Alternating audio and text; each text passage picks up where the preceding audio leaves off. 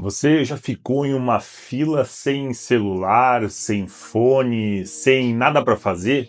Sentiu um desconforto crescendo? Aquela coceirinha mental, sabe? Aquela sensação de que você deveria estar fazendo alguma coisa, que estar parado é desperdiçar tempo. Essa sensação tem um nome e ela está destruindo a sua capacidade de foco. Aqui está o que ninguém te conta sobre produtividade. A sua necessidade compulsiva de estar sempre ocupado não é disciplina, é dependência.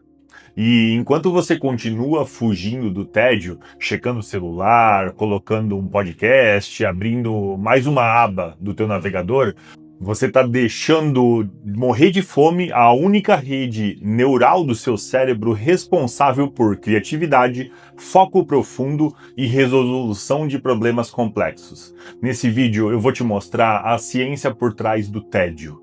Porque ele não é o inimigo da produtividade, mas uma condição necessária para ela. E o que as pessoas de maior performance do mundo fazem de diferente que a maioria nunca vai descobrir, porque está ocupada demais para perceber. Mas antes, deixa eu te mostrar o que está acontecendo no seu cérebro agora mesmo. E porque a forma como você trata o tédio pode estar te custando exatamente o que você mais quer desenvolver. O ponto 1 aqui, em 2001, o neurocientista Marcus Raichle, eu não sei se é exatamente assim que se pronuncia, como vocês sabem, né? Fez uma descoberta que virou a neurociência de cabeça para baixo. Ele estava estudando o quanto o cérebro em repouso, quando a pessoa não estava fazendo nada de especial especificamente, e esperava encontrar atividade mínima. O que ele encontrou foi o oposto.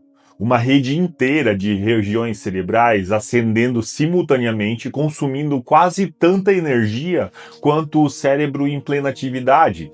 Ele chamou isso de rede de modo padrão, ADMN, que eu já falei aqui em alguns vídeos atrás. E o que essa rede faz? Ela consolida a memória, né? Processamento emocional, simulação de cenários futuros, conexões criativas entre as informações não relacionadas, vamos dizer assim, né? É a rede responsável pelos seus melhores insights, pelas ideias que aparecem no chuveiro, por exemplo. Também comentei nisso no vídeo passado, né? Pelas soluções que surgem no meio de uma caminhada. O problema é que a DMN só funciona quando você não está consumindo estímulos externos. E você sabe o que acontece quando você pega o celular toda vez que tem 30 segundinhos livres? Você está desligando essa rede no exato momento em que ela estava prestes a trabalhar para você. Não é metáfora, é literalmente o que acontece no seu cérebro. Mas tem alguma coisa ainda mais perturbadora nessa história, porque o problema não é só que você evita o tédio, é que o seu cérebro desenvolveu uma resposta química real à ausência de estímulos. E quando você entende esse mecanismo, tudo começa a fazer sentido. Aí a gente caminha aqui para o ponto 2. Quando você abre o teu celular pela 10ª vez em uma hora, não é falta de força de vontade, é dopamina agindo, né? As plataformas digitais são construídas com base no reforço de razão variável, o mesmo mecanismo do jogo compulsivo, das apostas, das bets, né? Cada notificação, cada scroll, cada like libera um pulso de dopamina do teu sistema mesolímbico. E quanto mais você alimenta esse ciclo, mais alto vai ficar o seu limiar de recompensa. O resultado para isso? Estímulos naturais e lentos. Uma conversa, um livro ou uma caminhada passam a parecer insuportavelmente entediantes. Por comparação, tu entende? Seu cérebro, acostumado com picos constantes, interpreta a ausência desse estímulo como uma ameaça. A amígdala dispara, o cortisol sobe e você sente aquele desconforto físico de não ter nada para fazer. Pesquisadores da Universidade de Virgínia fizeram um experimento bem perturbador, né? Eles colocaram pessoas sozinhas em uma sala vazia, né, por 15 minutinhos, sem celular, sem livro e sem nada. A única opção disponível era um botão que dava um choque elétrico de leve. 67% dos homens e 25% das mulheres preferiram se eletrocutar do que ficar sentado com os próprios pensamentos. Isso não é tédio, é abstinência. E assim como qualquer abstinência, ela tem uma curva. Os primeiros minutos são os mais difíceis. O cortisol vai subindo, a amígdala reage, o desconforto parece insuportável. Mas quando você atravessa essa janela sem ceder ao estímulo, o cérebro começa a se reorganizar. A DMN acende, e aí que a mágica acontece.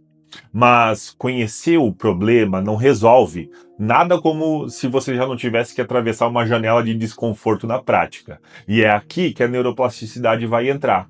E é onde as pessoas de maior performance fazem algo que parece contraintuitivo.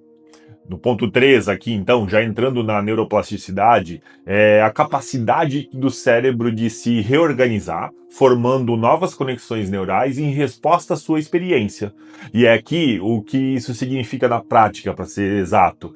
Cada vez que você tolera o desconforto, do tédio, sem fugir para um estímulo, você está literalmente remodelando o seu cérebro. E está ensinando a amígdala que a ausência de estímulo não é uma ameaça. Está aumentando o que os pesquisadores chamam de limiar do tédio. A sua capacidade de sustentar a atenção sem recompensa imediata. Os monges, eles têm um exercício que eles dizem para você ficar olhando num ponto fixo numa parede durante 1 hora. Preciso nem dizer que quase ninguém consegue fazer isso, né? É muito treino e aquela coisa toda. Mas é possível, né? Não, todo ser humano poderia conseguir chegar nesse nível, especialmente a sociedade anterior, que não tinha tantos estímulos como nós temos hoje. Bom, mas esse é o ponto que a maioria dos vídeos sobre detox digital ignora. Você não precisa ter de ascetismo digital completo para isso. Cal Newport, em seu trabalho sobre foco profundo, Deep Work, né, descreve o conceito de solidão produtiva. Períodos regulares em que você está livre de input externo, mesmo que curtos, e não precisa ser meditação de 2 horas, entende? Pode ser 5 minutinhos esperando o café ficar pronto, sem pegar um celular. Cara, eu faço isso já de manhã cedo. É o meu momento, entendeu? Eu adoro passar o café. Não vou nem pra maquininha, tem do lado ali, mas eu prefiro fazer o meu café, o passadinho ali, sabe? Pode ser uma caminhada de 15 minutos sem fone. Pode ser o trajeto de carro em silêncio, também faço bastante isso. Meu trajeto dá 45 minutos, mais ou menos, da onde eu moro para a empresa em que eu trabalho. O objetivo não é eliminar o estímulo, é criar janelas regulares onde o cérebro pode operar sem ele. E quando você faz isso consistentemente, algo mensurável acontece. Os estudos de neuroimagem mostram redução do volume reativo da amígdala e aumento da conectividade funcional da DMN. Em apenas 8 semanas de prática regular, o seu cérebro literalmente muda de forma.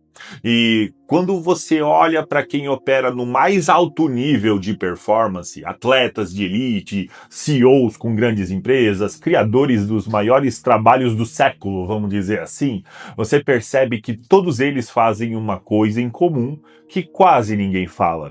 E não é nem perto do que você espera. A gente já vai entrar aqui no ponto 4. O Bill Gates, por exemplo, né, fundador da Microsoft, tem o que ele chama de Think Week, né? Semana do pensamento. Uma semana, 2 vezes por ano, ele se isola completamente. Sem restrições, sem e-mails, sem agenda, sem reuniões. Só leitura e pensamento.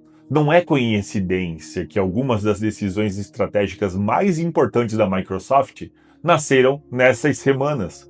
O Nikola Tesla tinha o hábito de caminhar sozinho por horas, sem destino, sem objetivo, e descrevia esse estado como onde suas melhores invenções tomavam forma. Einstein tocava violino quando travava em algum tipo de problema de física. Não para relaxar, para ativar sua DMN e deixar o problema de trabalhar no background.